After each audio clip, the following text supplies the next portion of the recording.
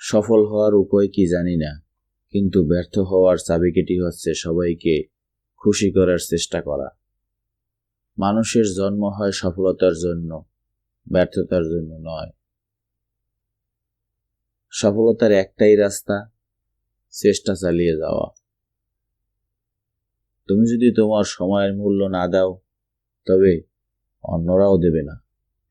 নিজের সময় ও প্রতিভাকে বাজে বিষয়ে নষ্ট করা বন্ধ করো, তাহলেই সফল হবে।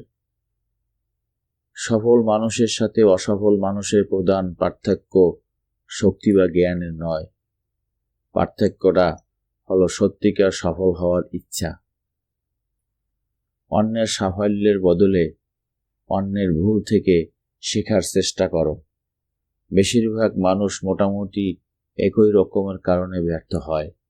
অন্যদিকে সফল হওয়ার অনেক কারণ থাকতে পারে। রাতারাতি সাফল্য বলতে কিছু নেই। মনোযোগ দিলে দেখবে সব সাফল্যই অনেক সময় নিয়ে এসেছে।